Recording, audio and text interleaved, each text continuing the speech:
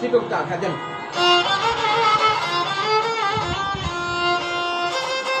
ওরে ৯৬ বয়সে মাওলানা ভাসানী বার্ধক্য জনিত কারণে অসুস্থ হন তিনি। ১৯৭৬ সালের ১৮ এপ্রিল ছিল। রোগশয্যা থেকে যখন সারিয়া উঠিল,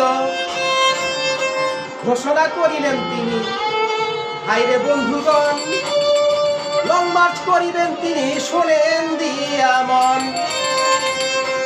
অভিন্ন নদীর পানি ভারত একা পেতে পারে না, গঙ্গা আন্তর্জাতিক নদী সকলের জানা। শুকনো মৌসুমে পানি বিনে কৃষির ক্ষতি হবে, বর্ষাকালে ছাড়লে পানি বন্যায় ভেসে যাবে। ভারত যদি না দেয় পানির ন্যায্য অধিকার, বাংলাদেশ লং মার্চ করিবে এবার। শুনে কথা অনেক লোককে চমকিয়া উঠিল। ৯৬ বয়সের বৃদ্ধা মানুষ একই কথা বলিল। ১৯৭৬ সালের ২৮ এপ্রিল বিবৃতি প্রকাশ, ৭৬-এ ১৬ মে হইবে লং মার্চ। তাই ২রা মে করিল কমিটি ঘোষণা। ৩১ সদস্য বিশিষ্ট ফারাক্কা মিছিল কমিটি প্রধান হয় মাওলানা। পরে এই কমিটির সংখ্যা আরো বৃদ্ধি পায়। ধীরে ধীরে শুনেন কথা বলতেছি সবাই। রাজশাহী থেকে লং মার্চ শুরু হয়ে যাবে প্রেমতলী, প্রেমতলী থেকে চাপাই নবাবগঞ্জ যাবে সবার কাছে বলি, চাপাই নবাবগঞ্জ থেকে বনকষা যাবে ওহে বন্ধুগণ, বনকষা থেকে শিবগঞ্জ লং মার্চ করিবেন গমন। এভাবে লং মার্চ হইবে ৬৪ কিলোমিটার।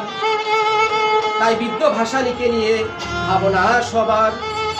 শোনেন ভাসানীর লং মার্চ, শোনেন সবাই, শোনেন ভাসানীর লং মার্চ, শোনেন সবাই, শোনেন ভাসানীর লং মার্চ। ১৯৭৬ সালের ১৬ মে ছিল শোনেন ভাসানীর লং মার্চ। রবিবার রাজশাহী থেকে শুরু হলো শোনেন ভাসানীর লং মার্চ। লং মার্চ অর্থ দীর্ঘ পদযাত্রা হয় শোনেন ভাসানীর লং মার্চ। আন্দোলনের এটা একটু দাবির বিষয় শোনেন ভাসানীর লং মার্চ। সাংগঠনিক তৎপরতা জোরদার করিতে শোনেন ভাসানীর লং মার্চ। ২-৩ দিন আগে তিনি গেলেন রাজশাহীতে শোনেন ভাসানীর লং মার্চ। রাস্তায় রাস্তায় ঘোষণা হয় লাউড স্পিকারে শোনেন ভাসানীর লং মার্চ। মাদ্রাসার মাঠে সবাইকে আহ্বান করে শোনেন ভাসানীর লং মার্চ। অচেনা মানুষের তখন রাজশাহীতে ঢল শোনেন ভাসানীর লং মার্চ। লোকে লোকারণ্য হলো পথঘাট সকল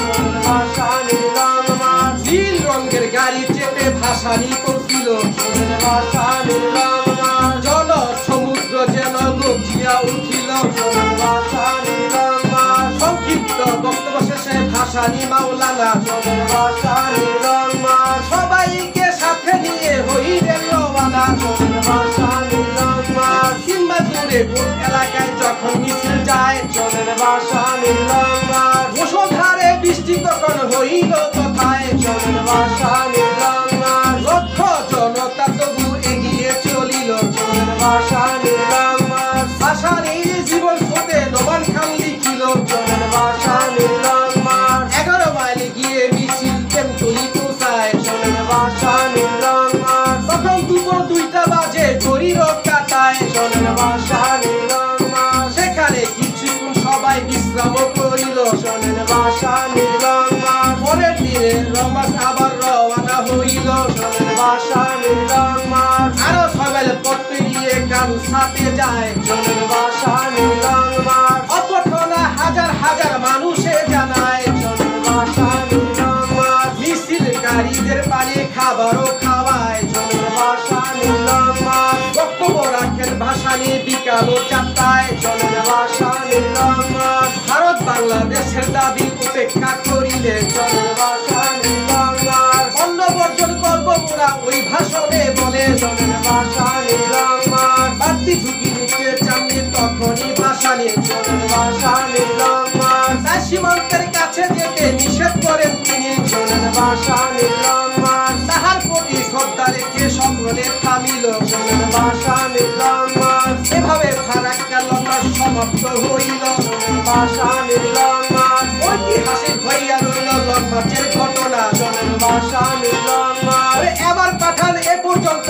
করিলেন বর্ণনা শোনেন ভাসানির লং মার্চ